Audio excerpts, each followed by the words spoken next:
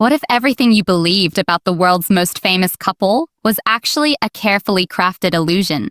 That's now beginning to fall apart. For years, certain narratives surrounding Meghan Markle's past were treated like taboo subjects, the kind of things only discussed quietly in the darker corners of the internet. But now, that silence has finally been broken. When Jeff Banks appeared on GB News recently, he didn't just offer commentary. He delivered a string of claims that have thrown mainstream media into complete chaos. We're not just talking about gossip anymore. These are questions about orchestrated encounters, doubts surrounding birth records, and a timeline of Meghan's life that some argue simply doesn't line up. For a long time, mainstream outlets appeared to be working in quiet alignment with the Montecito circle, steering clear of the more complicated aspects of Meghan's pre-royal years. But Jeff Banks made it clear that the era of politeness is over. He pointed directly to a long-standing claim that the meeting at Soho House between a Hollywood actress and a British prince wasn't a spontaneous blind date, but a carefully arranged introduction. And that, according to him, was only the beginning. He also touched on one of the most sensitive topics in royal reporting, the births of Prince Archie and Princess Lilibet. For years, social media has been flooded with speculation about surrogacy and so-called. But hearing these ideas brought up on a major news platform shifted things dramatically. It raises the question, has the media finally reached a point where it's willing to voice these doubts publicly? And if so, what might come next? One of the most striking claims to emerge recently centers on something as basic as a birth date. Meghan has always been said to be born in 1981, which would make her 44 this year. However, a growing wave of speculation, driven by Jeff Banks and individuals who knew her earlier in life, suggests there could be a 6-year discrepancy. If she's actually in her 50s, it would completely reshape the narrative of her acting career struggles, and more importantly, the timeline of her pregnancies. The tension around this theory is intense, especially because it's not just critics making the claim. Even members of her own family have hinted at inconsistencies. In this situation, even something like, oh, she looks great for her age, it becomes loaded, turning into part of a much larger debate about the truth. But the family angle adds another unexpected twist. You might assume Samantha Markle would be eager to expose her sister, but surprisingly, she's been one of the strongest voices pushing back against the older age claims. She's repeatedly pointed out that she was 11 years old in 1975 when the family was still living in Chicago, and insists there's no way Meghan is only a decade younger than her. She's even referenced school photos from 1986 showing a young Meghan, around 5 years old, performing with classmates. It's a rare moment of defense from a family that has largely been divided, and it highlights just how overwhelming the speculation has become. Still, even if the age question can be explained, other aspects of her past are attracting far more scrutiny. Her so-called Mediterranean years have become a major focus for those investigating her history. Long before royal appearances and tiaras, there was a period in Meghan's life that remains largely absent from official accounts. Recently, photos have surfaced showing her in Europe, particularly on yachts in the Mediterranean, years before meeting Harry. This is where the term yacht girl starts to appear. While controversial, it's often used to describe a lifestyle centered around networking within wealthy. Investigative voices like Jessica Red Krause have claimed for years that they possess evidence from this period, suggesting Meghan was navigating a world of influential connections that may have ultimately led her to Soho House. That brings attention to a key figure, Marcus Anderson. If his name isn't familiar, it should be. He's often described as a central player in Meghan's social rise. As a consultant for Soho House, Marcus had access to a powerful network of celebrities and royalty. Notably, he remains one of the few individuals from Meghan's earlier life who is still firmly within her inner circle, while many others have been distanced or left behind. Critics suggest that her relationship with Harry wasn't simply a fairy tale romance, but rather a strategic move guided by people who understood exactly how to create the right circumstances. It presents an image, not of someone who stumbled into royal life by chance, but of someone who approached her social climb with intention, almost like a carefully planned career trajectory. And if that's true, it makes you see her current drive with podcasts and documentaries from a completely different perspective. But while people continue dissecting the past, Harry and Meghan insist it's about protecting their privacy. Yet, many royal observers interpret it as something closer to provocation. They highlight the fact that King Charles hasn't really had the opportunity to build a relationship with his grandchildren. While the public has only been given carefully curated glimpses, this absence of clarity has created a void. And, as always, that void has been filled with speculation. The theories surrounding the births have grown so intense that people are now re-examining the official announcements in detail. Think back to the long-standing tradition of the gilded easel outside Buckingham Palace. When George, Charlotte, and Louis were born, those notices included signatures from doctors along with precise times and weights. But with the Sussex children, things didn't follow the same pattern. The expected medical signatures were missing, and in Lilibet's case, one of the doctors reportedly shut down her practice shortly after the birth. For some, these gaps have only strengthened suspicions that key details are being deliberately concealed, whether it's speculation about surrogacy or simply a desire to maintain control. The secrecy has arguably had the opposite effect. What should have been a joyful family narrative has instead turned into something far more sensationalized, drawing comparisons to how Michael Jackson once shielded his own children from public view. Then there's Harry. When you look at his recent behavior, it almost feels like he's living two separate lives. On one side, there's the version of him seen in polished, carefully managed appearances alongside Meghan and Montecito. On the other, there's the solo Harry, the one traveling alone to places like Ukraine and Australia. Observers have pointed out that he seems noticeably different during these trips. More at ease, more present, almost resembling the version of Harry the public used to connect with. The theory emerging is that he feels out of place in the California lifestyle and is searching for something more familiar. He's always been someone who thrived in action-oriented, structured environments, a veteran, comfortable in high-pressure situations. Sitting in a mansion focused on content production doesn't quite align with that identity, and the disconnect is becoming increasingly visible. Body language analysts have closely examined his recent joint appearances with Meghan, noting subtle but telling signals. There was even a moment in Jordan where he appeared disengaged, as if he was simply fulfilling an obligation. He stayed for the cameras, but once the moment passed, he quickly withdrew. This has led to growing speculation that he may not be fully present in the marriage anymore, that he's continuing within it more for the sake of the brand and the children than genuine connection. He seems to be searching for a sense of stability, but that's difficult when every step he takes is measured against the family he walked away from. A family that, by most accounts, has carried on without missing a beat. In fact, the royal family's handling of the Sussex departure has often been described as a masterclass in moving forward. While Harry and Meghan continue sharing their perspective, the monarchy has quietly adapted. Attention has shifted toward what some are calling the new Fab Four: William, Catherine, Edward, and Sophie, the Wessexes.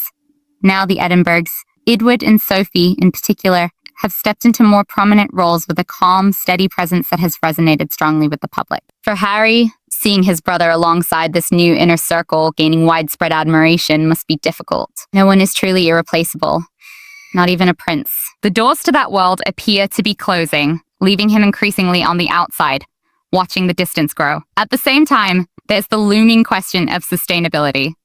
There's only so many times royal revelations can capture public attention before interest begins to fade.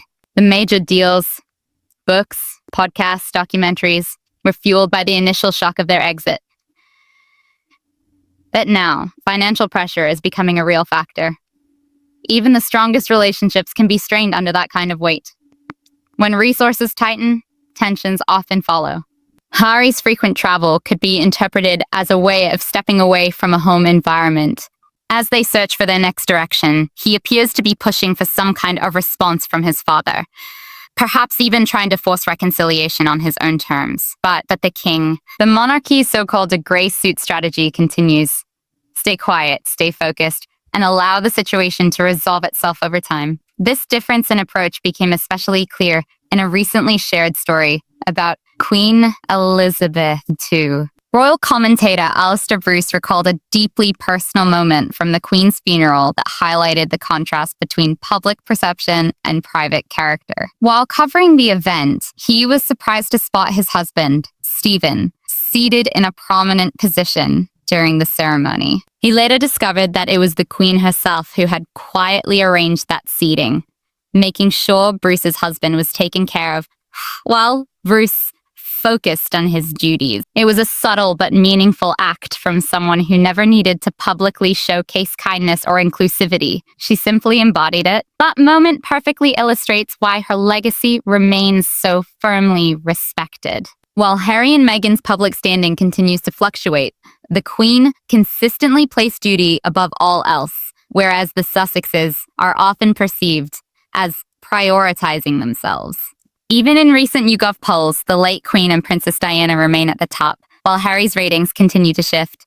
It's becoming clear that the kind of respect his grandmother earned can't be bought. It's built over decades of quiet dedication. For Harry, recognizing that his influence within the monarchy may be diminishing must be difficult to accept. He appears to be searching for direction, while the institution he left behind continues to prove it can move forward without him. Looking at the current state of the Sussex brand, it's evident that the initial wave of public support has faded. The media is no longer hesitant to raise difficult questions, whether about Meghan's past, her age, or the circumstances surrounding her children's births. The protective barrier has disappeared, replaced by a growing curiosity that shows no signs of slowing down. From rumors about her time in elite social circles to ongoing speculation about surrogacy, the public seems to be waiting for undeniable answers. Until those answers emerge, the narrative is likely to intensify. The bigger question is what happens when there are no more revelations left to share. Once the documentaries are done and every perspective has been explored, what remains for Harry and Meghan? Some believe their reputation has taken lasting damage due to questionable public relations strategies and controversial choices. Others think Harry may still have a path back, but only if he distances himself from the life he's built in Montecito. One thing is certain, this story is far from finished, and what comes next could be even more surprising. Reports suggest that the King's reaction to their recent actions has been particularly revealing. As financial pressures grow, there's a sense that the carefully maintained image could eventually start to crack. At the same time as the so-called new Fab Four step into a more prominent role and stories of the Queen's final acts of kindness continue to surface, the contrast becomes impossible to ignore. On one side, there's a legacy defined by restraint and service. On the other, a modern brand shaped by visibility and narrative control. Only one of those approaches tends to endure over time. The public is watching closely. Evidence is being gathered, and the truth is beginning to feel less like a possibility and more like something inevitable. So what's really going on behind the mystery of the unseen children? And is Harry quietly searching for a way out? These are the questions fueling intense debate, and the reactions are bound to be strong. But the story doesn't end there, because another layer is emerging, one that involves the role of the British media itself. For years, there have been suggestions that Buckingham Palace may have supported certain narratives during the early days following Archie's birth, possibly to maintain stability. Now, however, those same circles are reportedly beginning to speak out. Tensions within the palace are said to be rising, particularly as Harry's unexpected visits seem to overlap with key moments in Prince William's schedule, even coinciding with occasions like Prince Louis's birthday. Some interpret this as a deliberate move, a signal that he still has the ability to disrupt the balance. Yet the monarchy appears committed to a long-term approach. Their strategy remains unchanged. Stay composed, remain focused, and allow controversies to fade on their own. With the centenary of Queen Elizabeth II approaching, the public is being reminded of what the monarchy once symbolized: consistency and stability.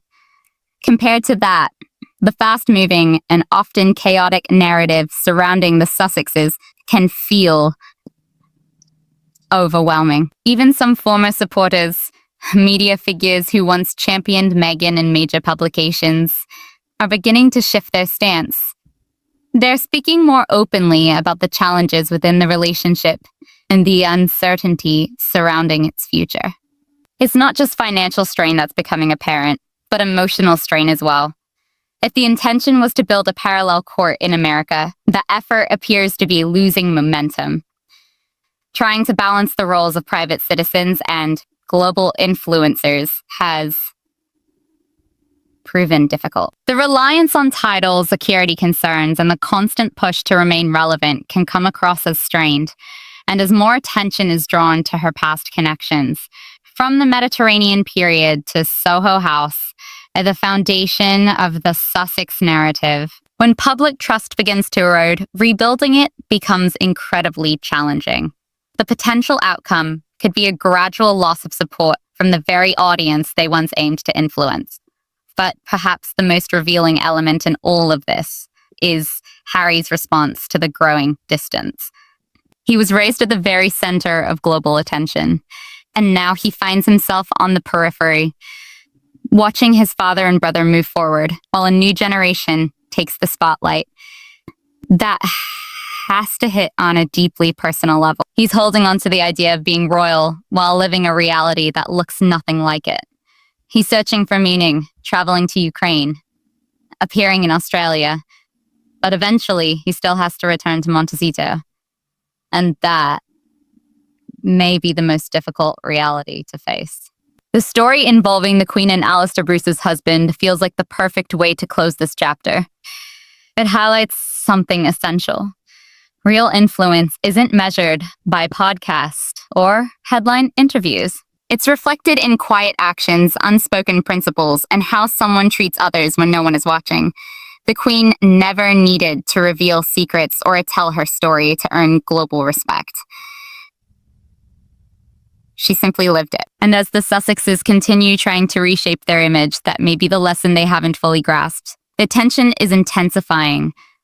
The evidence people talk about is stacking up, and the royal narrative is only gaining momentum. Take the Australia tour. It was meant to be a defining moment, a chance to prove they still had global influence and could outshine the traditional royals back in London. But behind the scenes, the narrative appeared far less polished. Reports suggest King Charles was not pleased, viewing the trip as an unofficial royal tour that blurred boundaries and complicated protocol. The message from the palace seemed unmistakable. You can't operate half inside and half outside the institution when it suits you. There's a growing sense that Charles is running out of patience with the ongoing noise coming from California. His focus is on long-term stability and preserving the monarchy's future. Each new unofficial tour is seen less as a gesture and more as a challenge to that authority. It's becoming a strategic standoff, and for the first time, it feels like the Sussexes may be running short on options. Then there's the financial reality people have been quietly discussing. When they first settled in Montecito, opportunities seemed endless. Spotify, Netflix, major publishing deals. It created the impression of unlimited momentum. But the business world doesn't operate like royal life. Projects stall, partnerships shift, and audience interest evolves. There's only so long certain narratives can sustain attention before fatigue sets in. Without the backing of the monarchy, the Sussex brand is competing in the same crowded space as every other celebrity venture. Recently, there's been a noticeable shift. New lifestyle ventures, rapid rebranding efforts, constant adjustments. It gives the impression of experimentation, of trying different directions to see what resonates, all while maintaining an expensive and when financial pressure increases, even the strongest partnerships can feel the strain. That's exactly what observers are watching for now. Meanwhile, back in the UK, the so-called new Fab Four are finding their stride in unexpected ways. For years, Prince Edward and Sophie, now the Duke and Duchess of Edinburgh, were viewed as low-profile figures working quietly behind the scenes. But as the space left by the Sussexes widened, they stepped forward. And the public response has been overwhelmingly positive. There's an undeniable irony. in this shift. Harry and Meghan position themselves as the modern, dynamic faces of royalty, yet public sentiment appears to be leaning toward the consistency and reliability represented by Edward and Sophie. Seeing them gain attention and recognition as key figures in the monarchy's future must be difficult for Harry. It's a clear visual of how roles can shift and how quickly someone can be replaced within the institution. The message coming from the public is becoming increasingly clear. Stability, duty, and composure are valued again, while theatrics are starting to lose their appeal.